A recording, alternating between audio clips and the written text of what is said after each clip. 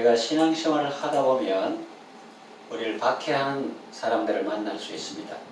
그는 예수님 이야기하는 거 싫어합니다. 교회 나가는 거 싫어하고 반대합니다.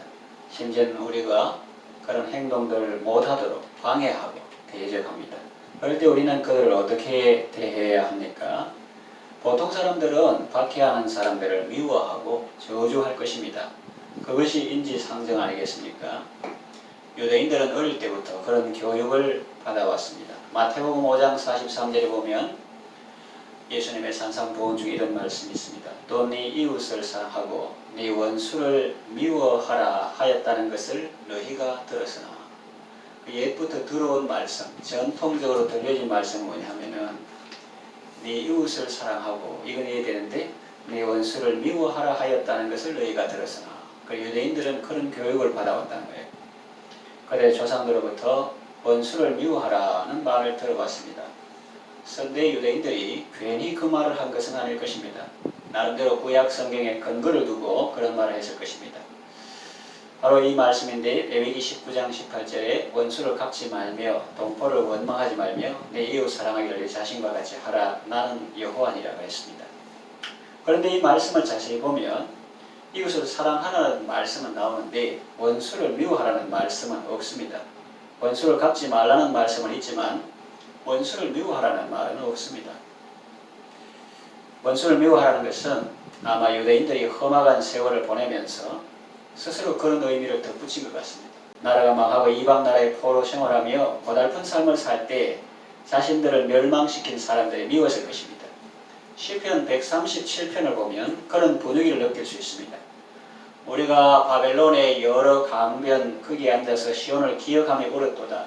그 중에 버드나무에 우리가 우리의 수금을 걸었나니 이는 우리를 사로잡은 자가 거기서 우리에게 노래를 청하며 우리를 황폐하게 한 자가 기쁨을 청하고 자기들을 위하여 시온의 노래 중 하나를 노래하라 하미로다. 우리가 이방 땅에서 어찌 여호와의 노래를 부를까? 예루살렘아 내가 너를 잊을진데 내 오른손이 그 제주를 잊을지로다. 내가 예루살렘을 기억하지 아니하거나 나의 가장 즐거워하는 것보다 더 즐거워하지 아니할진데 내 혀가 내 입천장에 붙으리로다. 멸망할 딸 바벨론아 네가 우리에게 행한 대로 내게 갚는 자가 복이 있으리로다. 내 어린 것들을 바위에 메어치는 자는 복이 있으리로다. 이런 말씀이 시편에 기록되어 있습니다.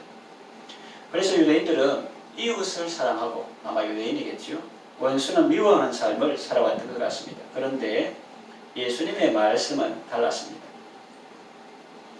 지금까지 너희가 그런 말을 들어왔으나 산상보훈에 이어지는 말씀에서 마태복음 5장 44절 나는 너희에게 이르노니 너희 원수를 사랑하며 너희를 박해하는 자를 위하여 기도하라 라고 말씀하시는데 이것이 유대인들의 전통적인 가르침과 차원이 다른 예수님의 가르침입니다.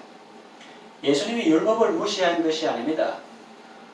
유대인들이 그토록 존중하는 모세는 율법을 받은 사람이고 예수님은 그 모세에게 율법을 수여하신 분입니다. 그런 관점에서 예수님의 이 말씀은 율법을 무시한 것이 아니라 오히려 율법의 참정신을 가르쳐 주신 것이죠. 껍데기 조문만 알고 있는 그들에게 율법의 근본 정신을 심화 학습시켜 주신 것입니다. 예수님께서 원수를 사랑하고 박해하는 자를 위하여 기도하라고 말씀하신 이유는 무엇입니까? 이어지는 말씀에 그 답이 나옵니다. 마태복음 5장 46절 48절 보면 이같이 한즉 하늘에 계신 너희 아버지의 아들이 되리니 이는 하나님이 그 해를 악인과 선인에게 비추시며 비를 의로운 자와 불의한 자에게 내려주심이라 그랬어요. 너희가 너희를 사랑하는 자를 사랑하면 무슨 상이 있으리요? 세리도 이같이 아니하느냐? 또 너희가 너희 형제에게만 무난하면 남보다 더하는 것이 무엇이냐? 이방인들도 이같이 아니하느냐? 그러므로 하늘에 계신 너희의 아버지의 온전하심과 같이 너희도 온전하라. 그렇게 말씀하십니다. 그렇습니다. 예수님은 우리가 하나님 아버지를 닮아서 온전한 성도가 되기를 원하십니다. 오늘 본문을 보면 사도 바울도 예수님과 같은 말씀을 하고 있습니다. 너희를 박해하는 자를 축복하라. 축복하고 저주하지 말라. 그럽니다. 박해하는 자를 축복하라는 말씀의 의미는 무엇일까요? 그들의 사상이나 주장이나 행위들을 칭찬하거나 따라하라는 뜻일까요? 그렇지는 않습니다. 그들이 건강해지고 하는 일들이 잘 돼서 그런 악한 일들을 계속하게 해달라고 기도하는 것일까요? 그렇지는 않죠. 그들의 잘못된 행위를 동조하고 칭찬하고 따라하라는 의미가 아닙니다. 그 영혼을 불쌍히 여기고 그 잘못된 행위에서 돌이켜 구원받게 해달라고 하나님께 기도하는 것입니다.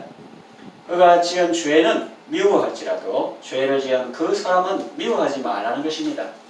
우리는 죄를 미워하다가 그 죄를 지은 사람까지 미워하는 경향이 있습니다. 그런가 하면 또 다른 위험이 있는데 그것은 사람을 미워하지 않으려고 노력하다가 죄까지 미워하지 않게 되는 경향입니다. 죄는 미워해야 합니다. 이스라엘은 우상 숭배를 미워해야 합니다. 죄악과 탐욕과 거짓과 부정을 미워해야 합니다.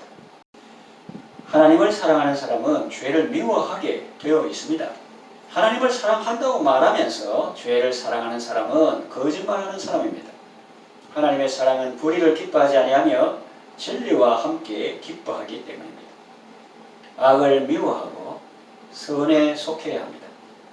그러나 악은 미워해도 악인은 불쌍히 여기고 그 영혼 구원을 위해서 기도해야 합니다. 그럴 때 하나님이 기뻐하시고 복을 주십니다. 그리스도인은 미움과 저주의 삶이 아니라 사랑과 축복의 삶을 살아야 합니다. 일찍이 하나님께서 아브라함에게 말씀하셨죠. 너를 축복하는 자에게 내가 복을 주고 너를 저주하는 자에게 내가 저주하리라.